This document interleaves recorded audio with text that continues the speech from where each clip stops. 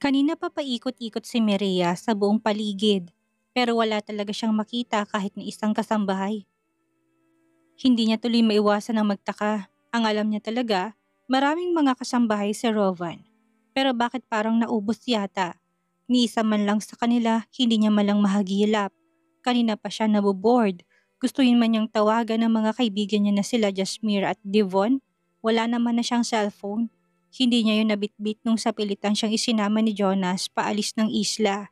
Kahit nga iba niya pang mga importanteng gamit, hindi niya nadala eh. Hindi niya tuloy malaman ang kanyang gagawin ngayon. Nasa ganun siyang kalalim na pag-iisip na may marinig siyang tunog na kagaya ng isang doorbell. Wala sa sarili na patitig siya sa may gate at ganun na lang. Ang panlulumo niya nang mapansin niya na pati ang mga gwardya wala na din.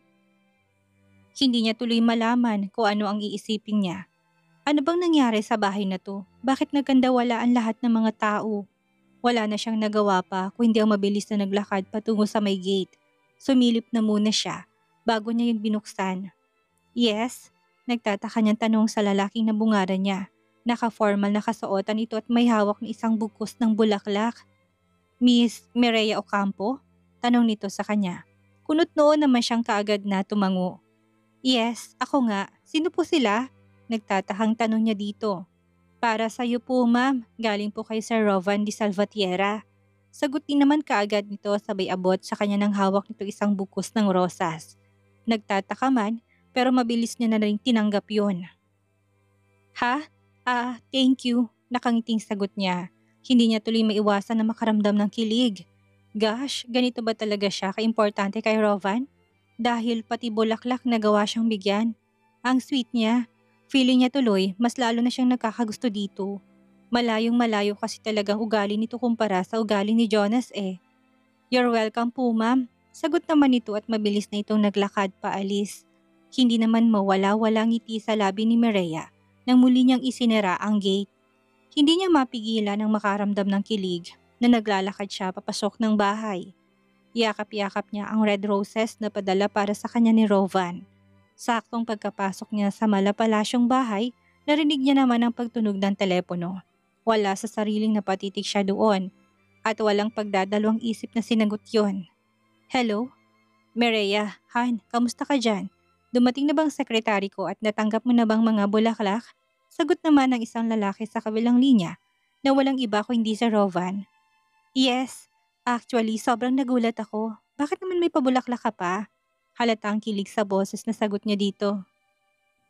Of course, para sa'yo. Para sa babaeng iniibig ko. Gusto kong ipakita sa'yo kung gaano ka kahalaga sa akin, Han. Malambing din naman na sagot nito sa kanya mula sa kabilang linya. Kaya feeling niya nakalutang na siya sa alapaap. Hindi niya talaga inasahan na makakaramdam siya ng ganitong kilig kay Rovan eh. Kung pagkukumparahin sila ni Jonas at Rovan, masamak na mas malayo ng milya-milya si Rovan. Dahil sa pagiging sweet nito sa kanya. Si Jonas kasi, kapag may okasyon lang siya, nito naalalang bigyan ng mga bulaklak. Samantalang si Rova na ilang araw pa lang silang magkasama, kung ano-ano nakakakilig na mga bagay na pinaparamdam nito sa kanya. Thank you Rovan. Teka lang, anong oras ka nga pala uuwi mamaya? Alam mo, sobrang namimiss na kita kaagad. Malambing yung sagot dito. Ayaw niya kasing magkunwari eh. Tutal naman nakuha na nito ang lahat sa kanya kaya walang dahilan para ipakita kung ano ang nararamdaman niya dito.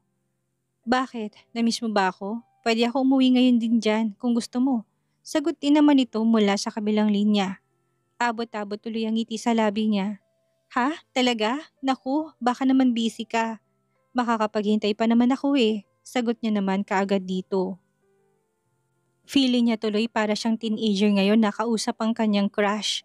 Kakaibang tuwa ang nararamdaman ng puso niya ngayon habang kausap niya si Rovan. Wait for me, I'm coming. Narinig niyang sagot sa kanya ni Rovan na labis ng ikinagulat. Talaga bang seryoso to? Gosh! Ha, Rovan? No, I know na super busy ka kaya naman hindi na kita istorbohin pa. Kaagad niyang sagot dito pero deep inside her heart, gusto niyang umuwi na muna to. Sobrang namimiss niya kasi talaga to eh. Hindi na siya makapaghintay pa na muli niya itong makita. Wear something sexy Han. Pauwi na ako ngayon. I'm so excited to taste your pussy kaya dapat mabango yan mamaya pagdating ko. Bulgar na sagot ni Rovan sa kanya na labis na ikinapanlaki ng mga mata niya. Gayunpaman kahit na alam niya masyadong bastos ang pagkakasambit nito, hindi niya pa rin mapigilan na makaramdam ng kilig. Feeling niya nga kumislot ang kepay niya sa narinig niya mula dito eh. Bigla din siyang nakaramdam ng excitement. Bye for now, Han. Wait for me ha. Narinig niyang muling sambit ni Rovan. Bago ito tuluyang nawala sa kabilang linya. Tulala naman siyang napatitig sa kawalan habang mahigpit pa rin ang pagkakahawak niya sa telepono. Feeling niya, nananaginip lang siya. Gosh, kakainin yata ni Rovan ang kepay ko kaya kailangan ko maligo. Parang tanga niyang bigkas at nagmamadali na siyang naglakad paakyat ng hagdan. Pumasok siya ng kwarto at diretso sa banyo. Kailangan niyang maligo. Kailangan niyang maging mabango sa harap ni Rovan mamaya. Sakto ang temperatura ng tubig na tumatama sa hubad ng katawan ni Mireya. Nandito siya sa loob ng banyo at abala siya sa kakahilod niya sa kanyang sarili. Gusto niya kasi talaga na mabango siya mamaya sa harapan ni Rovan. Kaya niya to ginagawa. Excited na siya sa bakbakan nila mamaya. Hindi niya alam kung anong nangyayari sa kanya ngayon, pero feeling niya, sa ilang araw na nagkasama silang dalawa ni Rovan, hindi lang katawan nitong nakuha, kundi pati na rin yata ang puso niya.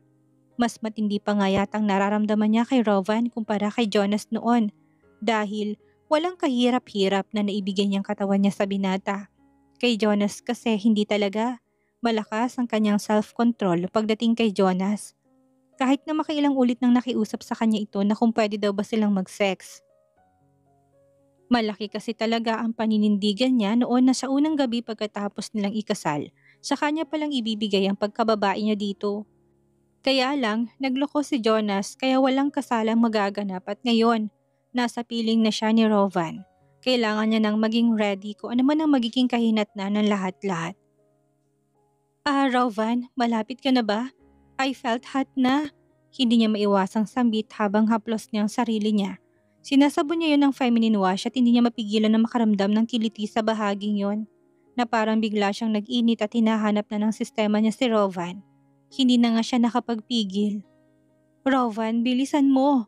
Mahina niyang usal na parang nababaliw. Waiting for me? Wala sa sariling mabilis na nabitawan ni Mireya ang kanyang hawak nang bigla na lang niyang marinig ang isang baritonong boses. Wala sa sariling napatitig siya sa pintuan ng banyo at ganun na lang ang panlalaki ng mga mata niya nang sumalubong sa paningin niyang walang iba kundi si Rovan. Gosh, nandito na siya? Agad-agad? Ang bilis naman. Nahiya tuloy siyang napatitig dito. Bigla niya ding naitanong sa sarili niya kung nakita ba siya nito ang ginagawa niyang paglalaro. Nahihiya siya sa posibleng isipin nito. Rovan, kanina ka pa ba dyan? Nahihiya niyang tanong dito. Huling-huli niya pa nga ito na pinapasadahan ng tingin ng kanyang hubad na katawan. Wala sa sariling napayakap siya sa kanyang sarili habang patuloy pa rin na tumatama sa katawan niya ang tubig na nagmumula sa shower. Kakarating ko lang at hindi ko akalain na itong madadatnan ko. Isang napakasarap na pagkain na nakahain sa harapan ko na hindi ko kayang iwasan. Nakangisi nitong sambit habang nag-umpisa na itong maghubad ng kasuotan. Lalo namang nakaramdam na matinding excitement si Mireya sa buong niyang sistema. Excited na siya sa mga posibleng magaganap kaya naman mabilis na niyang pinatay ang tubig sa shower at dahan-dahan siya naglakad palapit dito. Ako nang maghuhubad sa iyo, Han. Malambing niyang wika dito habang isa-isa niya nang tinatanggal ang botones ng suot nitong polo. Of course, ikaw na. Gusto kong maramdaman ngayon na ako naman ang pagsisilbihan mo, Han. Narinig niyang sambit ni Rovan. Pagkatapos nilang dalawang makaraos, sabay na rin silang naligo. Wala na din ni isa sa kanila ang nagsalita. Pareho pa rin silang lango sa sarap na naranasan nila sa isa't isa. Hanggang sa tuluyan na silang natapos sa pagliligo at hindi na ulit siya nakapalagpa nang muling humirit si Rovan ng isa pa. Sa pagkakataon na ito, sa kama naman kaya kaagad niya na ding pinagbigyan. Puro ungol ang naririnig sa buong paligid. Masyadong mahilig si Rovan at hindi niya man lang nakitaan na napapagod to. Kung hindi pa nga siguro to nakaramdam ng gutom, baka hindi pa siya nito tinigilan eh. I am hungry. Kaya pa ba? Pwede mo pa ba akong samahan sa kitchen? Masuyong tanong nito sa kanya. Kahit naramdam niya pa rin ang pagod sa buo niyang katawan, kaagad naman siyang tumango. Sabay na silang nagbihis at lumabas ng kwarto. Katahimikan ng muling sumalubong kay Mireya kaya hindi na siya nakatiis pa na tanungin siya ni Rovan. Rovan, nasan nga palang mga kasama natin dito sa bahay? Bakit feeling ko kaninang umaga mag-isa lang ako dito? Tanong niya habang tinatahak nilang hagdan pababa. Yes. Nakalimutan ko nga palang sabihin sa'yo na nasa bakasyon sila. Kagabi pa sila umalis. Kaswal nitong sagot na labis niyang ikinagulat. Hindi niya kasi yun inaasahan. As in, sabay-sabay talaga? Bakit? Sinong magmamaintain ng kalinisan sa buong bahay? Ganun ba? Naku, ang bait mo namang amo. Pinayagan mo silang sabay-sabay na magbakasyon. Kunwaring kaswal niyang sagot dito. Naramdaman niya pa nga ang paghawak ni Rovan sa kamay niya bago to sumagot. Hindi ko sila dapat papayagan, pero dahil nandito ka, no choice ako kung hindi payagan sila.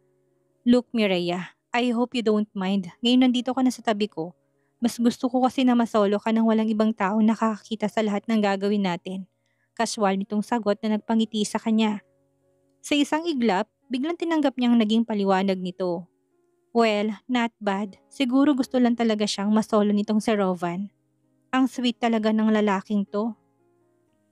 Of course, wala namang problema sa akin. Actually, kaya ko namang i-maintain ang buong bahay. Kahit walang mga kasambahay. Saka na lang siguro ko babalik sa trabaho ko kung sakaling bumalik na ang mga kasambahay mo, Rovan. Nakangiting sagot niya dito. No, hindi ko yun mapapayagan. Ayaw ko magkikilos ka dito sa loob ng bahay. Sandali lang naman to eh. After a month, babalik din naman sila dito. Sagot naman kaagad nito. Kahit na, well, sige ganito na lang. Ako na lang in charge sa pagluluto. Alam mo bang magaling ako magluto at dahil wala pati ang tagaluto mo, ako nang bahala sa'yo. Nakangiting sagot niya dito.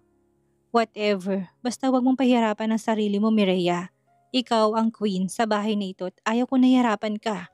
Seryosong sambit nito na labis na nagpakilig sa kanya. Feeling niya tuloy ngayon ang swerte niya. Hindi talaga siya nagkamali na nagtiwala siya dito kay Rovan. Hindi siya nagkamali na sa lalaking ito niya ibinigay ang kanyang katawan. Hay, wala na siyang mahihiling pa. As long as nasa tabi niya si Rovan, alam niyang magiging masaya siya. Mabilis na lumipas ang mga araw at buwan na walang ibang nakikita sa mukha ni Mireya, kung hindi puro saya. Wala na siyang mahihiling pa. Wala man ang mga kasambahay, pinaparamdam naman ni Rovan kung gaano siya kaimportante sa buhay nito. Never din siya nitong ipinagluto ng kanilang mga pagkain. Kusa na kasi itong umu-order ng mga pagkain sa mga sikat na restaurant eh. Wala siyang ibang ginawa sa bahay nito kundi ang mag-sitting pretty at mangarap na sana dumating na ang time na yayain na siya ni Rovan ng kasal. Yun na lang naman kasi ang kulang sa kanila eh. Masasabi niyang sa paglipas ng mga araw, naging perfect ang relasyon nilang dalawa. Walang away, walang pagtatalo, kundi puro paglalambingan lang na nauuwi sa kama. Wala na rin siyang naging balita pa kay Jonas. Sa bagay, malabo talagang magkaroon siya ng balita dito dahil wala nga siyang cellphone. Gustuhin niya man na bumili pero wala rin naman siyang hawak na pera.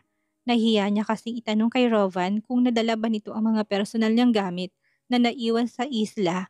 Nandun lang kasi yun at kung hindi napansin ni Rovan, alam niyang hanggang ngayon nandun lang yun sa kwartong yun. Nasa loob ng bag niya na naiwan sa nasabing isla ang phone niya. Pati na rin ang kanyang debit cards kung saan may lamang konting ipon niya. Umaasa na lang talaga siya na sana. Balang araw, yayayain ulit siya ni Rovan na magbakasyon doon. Gustuhin niya mang siya na ang unang magyaya. Nahihiya naman siya lalo na't napapansin niya itong masyadong abala sa opisina. Kasalukuyan siyang nasa living room nang marinig niyang pagtunog ng telepono. Sa pag-akala niya na si Rovan ang tumatawag, dali-dali niyang sinagot yon.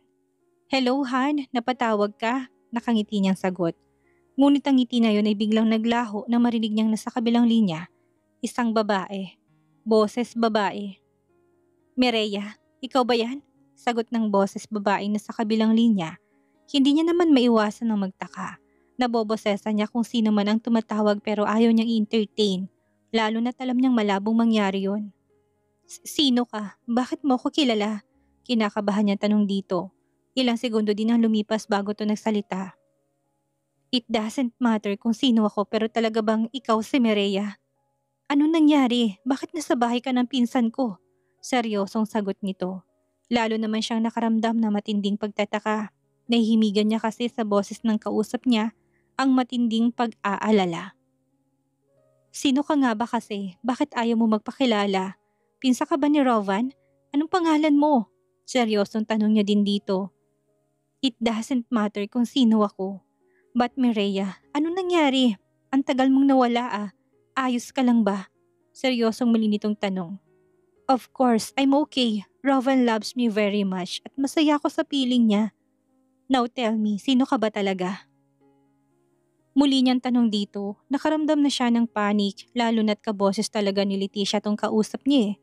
Pero hindi si Leticia dahil alam niya patay na si Leticia. Well, baka kaboses lang? Ang tanong kong sagutin mo muna, anong ginagawa mo? Alam mo ba kung anong nangyayari? Sa paligid mo at sa dignidad mo? Seryosong tanong nito sa kanya. Hindi niya naman maiwasan na magtaka.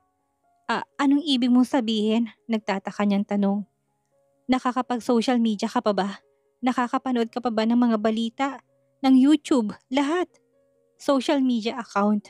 X-rated movies? Seryosong tanong nito na labis niyang ikinagulat. Anong? Mireya, alam mo bang trending ang mga videos at pictures mo? Seryosong bigkas nito na labis niyang ikinagulat.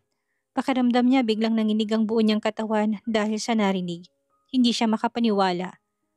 Anong sabi mo? Video? Pictures? Saan? Bulat niyang bigkas. Open your mobile at isearch mo ang website na ibibigay ko sa'yo. Nandun ka.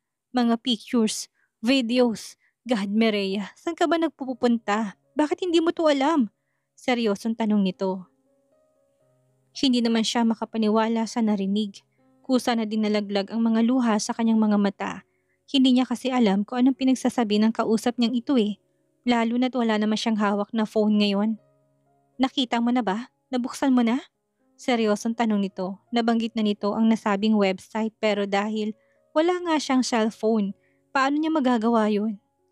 Hindi ko makikita ang sinasabi mo dahil wala naman akong phone eh. Umiiyak niya sambit. What? Wala kang phone? How come? Nasaan ang cellphone mo? Teka lang, kinukulong ka ba ng pinsan ko kaya ganon? Seryosong tanong nito. No, hindi. Hindi niya ako kinukulong. Katunayan nga masaya pa kami eh. Masaya kami nagsasama to the point na sa kanya na lang umiikot ang mundo ko. Umiiyak niyang sagot dito. Sa hindi malamang dahilan, bigla siyang nakaramdam ng takot. Nararamdaman niya kasi sa boses ng kausap niya na may mali eh. Wala kang phone. Kung ganon, hintayin mo sa may gate. Papadalan kita ng cellphone para makita mo kung anong sinasabi ko. Teka lang, saang bahay ka ng pinsan ko naroroon? Saan lugar yan? Seryosong tanong nito. Kahit na medyo emotional siya. Nasabi niya pa rin ditong lugar kung nasaan siya ngayon. Sinigurado naman ito na mag-abang-abang lang daw siya na siyang ginawa niya naman.